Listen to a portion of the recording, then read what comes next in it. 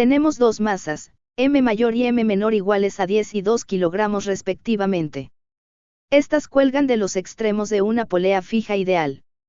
Las poleas son máquinas simples. Tienen en general forma de cilindro o disco acanalado por donde se pasa una cuerda. Cuando decimos polea ideal implica que ésta no tiene masa, no tiene radio y no hay fricción entre la cuerda y la polea. Por lo tanto, las aceleraciones de los cuerpos que cuelguen de ella son iguales. Más adelante, veremos poleas no tan ideales, que tendrán masa y radio y la aceleración será diferente dependiendo de dónde se amarre la cuerda.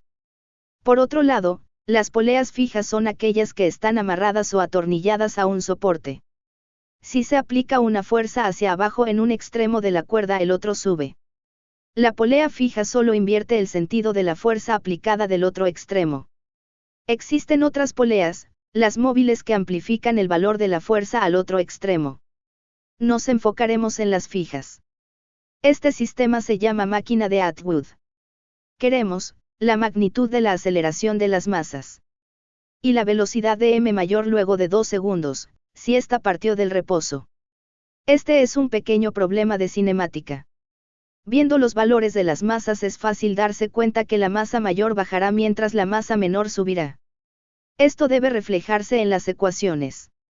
Es un error muy común decir que ambas van en el mismo sentido. Veamos cómo evitarlo. Retrocedamos el tiempo. Vamos a hacer un diagrama de cuerpo libre. Necesitamos el eje Y. Este será paralelo a cada cuerda. Ahora dibujaremos el diagrama en limpio. Sirve el mismo diagrama para cada masa, porque están sujetas a las mismas fuerzas. En ambos casos, el peso hacia abajo y la tensión hacia arriba, paralela a la cuerda, alejándose de las masas. No importa que una sube y la otra baje, tienen el mismo sentido. Vamos con la suma de fuerzas. Tenemos esto para la masa menor.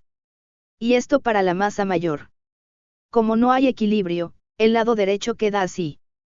En el caso de la masa menor, es simplemente masa por aceleración, ya que ésta se desplaza hacia arriba aceleradamente y convinimos al principio que arriba y derecha son positivos, abajo e izquierda son negativos.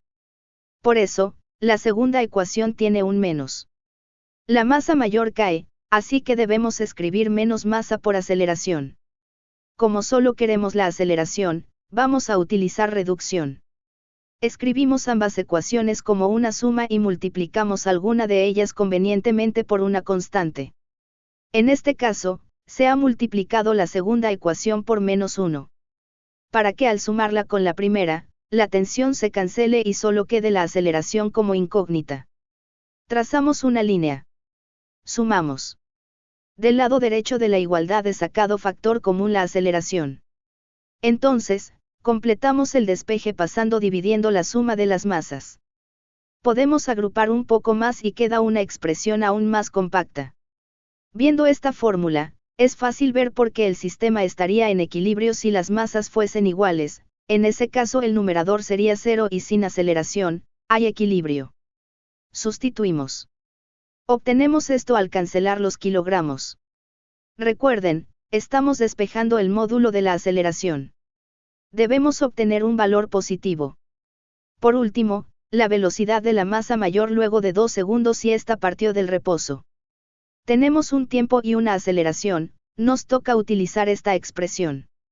La velocidad final en Y es igual a la velocidad inicial en Y menos la aceleración por el tiempo. Es en Y porque la masa se mueve en ese eje. No ponemos G sino A, porque no estamos en caída libre, tenemos una masa que está amarrada a una cuerda. El menos que está delante de la aceleración está allí por las mismas razones que cuando escribimos la expresión de la segunda ley de Newton. La masa mayor está bajando, aceleradamente. Parte del reposo, se cancela la inicial. Queda esto.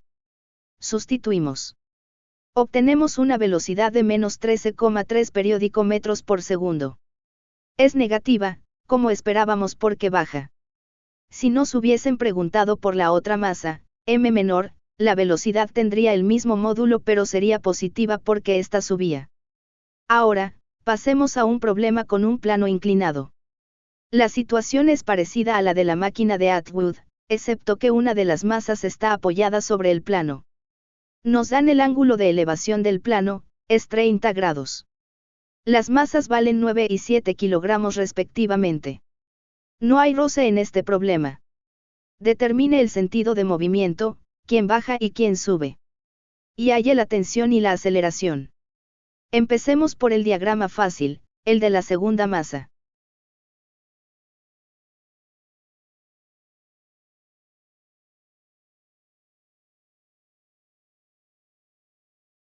Ahora con la masa 1. Necesitamos dos ejes. Tomamos el eje X paralelo al plano y el eje Y perpendicular al mismo. Los dibujamos en limpio.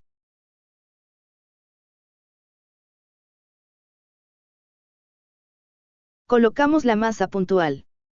Para ubicar el peso en el diagrama vamos a verlo en relación al plano inclinado. Si el ángulo de elevación del plano inclinado vale 30 grados, el otro ángulo del triángulo rectángulo que lo conforma debe valer 60 grados. Vean que el peso es paralelo a la pared del plano inclinado y con este podemos construir un nuevo triángulo. Este es una réplica más pequeña del plano inclinado. Se dice que son triángulos semejantes, así que los ángulos internos de cada uno son iguales. Así que este ángulo también vale 60 grados. Recordemos que el eje X es paralelo al plano, vamos a acercarlo un poco. ¿Cuánto mide el ángulo entre el eje X y el peso? Claramente vale 60 grados. Dibujemos el peso en el diagrama. Este ángulo es el que les acabo de mostrar. Equivalentemente, este otro ángulo vale 30 grados. Pueden utilizar uno u otro en la descomposición. Sigue, la normal. Esta es perpendicular a la superficie así que vive en el eje Y positivo. Y la tensión, va a lo largo del eje X positivo. Ahora vamos a averiguar el sentido del movimiento. Piensen un instante, ¿qué fuerza está haciendo que este sistema se mueva? Se trata del peso de cada masa. La Tierra está atrayendo a ambas masas al mismo tiempo, pero atrae con más intensidad a la masa más grande. Ahora bien, la masa 1 está apoyada en el plano. El peso se reparte en el eje X y en el eje Y. La normal se come la componente Y del peso.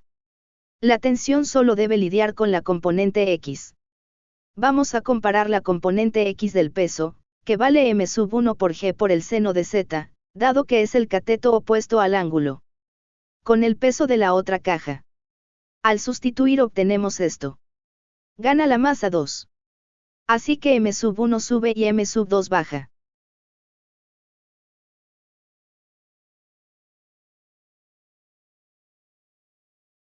El movimiento es con sentido horario, visto desde la polea. Ahora vamos con la segunda ley de Newton. La suma de fuerzas en X de m⁻1 es la tensión menos la componente X del peso. La suma de fuerzas en Y es la normal menos la componente Y del peso. Agrupamos estas dos. Para la otra masa, la suma de fuerzas en Y es la tensión menos el peso. El lado derecho queda así. La masa 1 se mueve a lo largo del eje X que fijamos. Se mueve hacia la derecha aceleradamente y derecha es positivo, así que la suma de fuerzas en X es igual a masa por aceleración, todo positivo. En Y está en equilibrio porque nunca se mueve verticalmente, visto desde el sistema de referencia que fijamos. En cambio, la masa 2 baja aceleradamente. Bajar es negativo, por eso colocamos un menos delante de masa por aceleración. Cuando tenemos una polea fija involucrada una masa sube y la otra baja, así que una es positiva y la otra negativa. Colocarles el mismo signo a ambas les va a dar un resultado extraño, porque si ambas suben quiere decir que la cuerda se encoge y si ambas bajan que se estira. Esto no le pasa a una cuerda ideal. Vamos a hacer el despeje por sustitución. Despejamos la tensión de la tercera ecuación. Pasamos sumando. Sustituimos este despeje en la primera ecuación. Queda esto. Juntamos los términos con la aceleración a la izquierda y los que no a la derecha.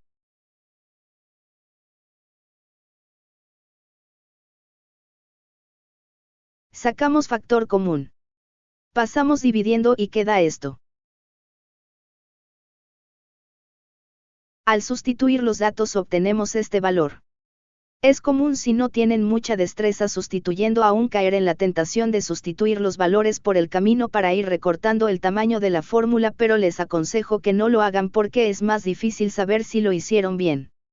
Les mostraré algo. Cuando hay una polea de por medio, la aceleración siempre se parece a la de la máquina de Atwood, no importa si hay planos inclinados o están suspendidas las masas.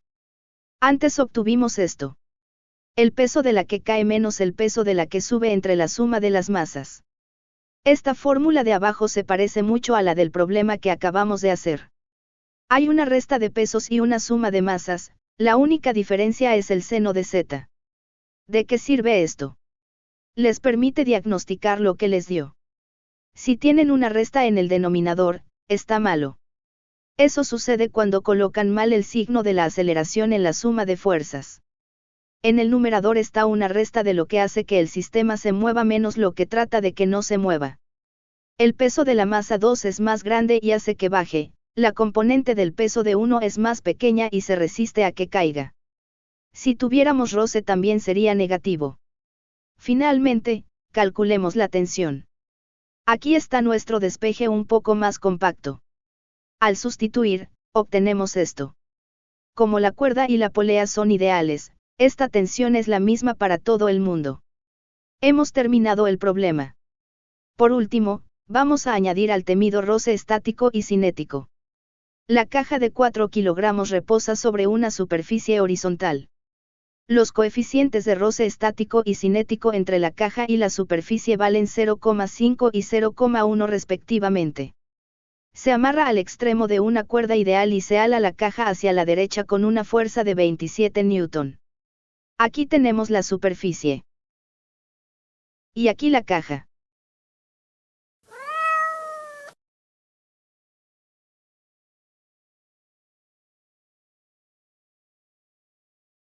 Queremos saber si se moverá la caja. En un caso, halle la aceleración. En el otro, la fuerza necesaria para mover la caja. Estamos en un dilema. No sabemos si está en equilibrio o no, así que no sabemos a qué igualar el lado derecho y, además, tenemos roce. El roce se comporta de una manera en un caso y en otro. Cuando la caja no se mueve, hay una fuerza de roce estática, cuando se mueve, es cinética. La estática no tiene un valor fijo, puede valer cualquier cosa dentro de un intervalo, tiene un máximo.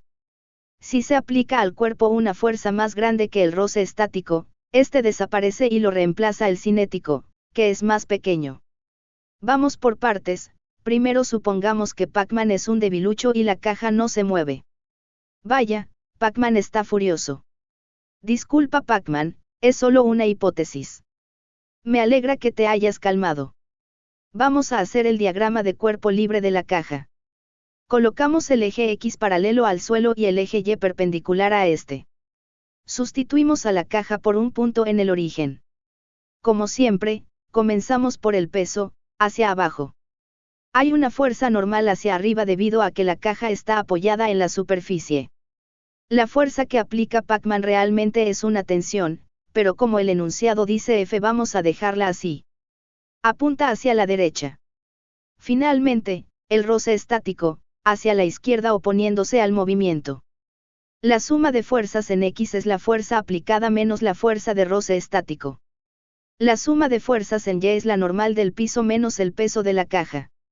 Como estamos suponiendo que no se mueve, debe estar en equilibrio. Igualamos ambas a 0. Ahora bien, no hay problemas en Y.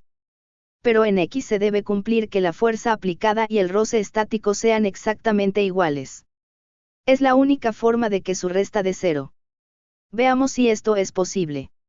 La fuerza de roce estático es menor o igual a mi sub por la normal. Es decir, lo más que puede valer es justamente mi sub por la normal. Hallemos este valor. La normal es igual al peso, la podemos calcular de la suma de fuerzas en Y. Sustituimos los datos. Obtenemos esto. La fuerza aplicada vale 27 newton y la fuerza de roce estática como mucho vale 20 newton. Esto quiere decir que Pac-Man es fuerte y logra vencer a la fuerza de roce estática. La caja se mueve, ya sabemos que habrá roce cinético y por supuesto, aceleración. Es tentador saltarse este cálculo y decir que se mueve de una vez, pero en un examen deben demostrarlo. Sigamos. Aquí están las ecuaciones reformadas. Se ha cambiado el roce estático por el cinético y se ha igualado la primera ecuación a masa por aceleración. Aquí es positivo el lado derecho porque la masa es arrastrada aceleradamente hacia la derecha. En Y la masa está en equilibrio porque la normal y el peso se balancean, la masa no va rebotando por la mesa. Despejamos la aceleración de la primera. Solo hay que pasar dividiendo la masa. Para evaluar, necesitamos la fuerza de roce cinética, la conseguimos aparte.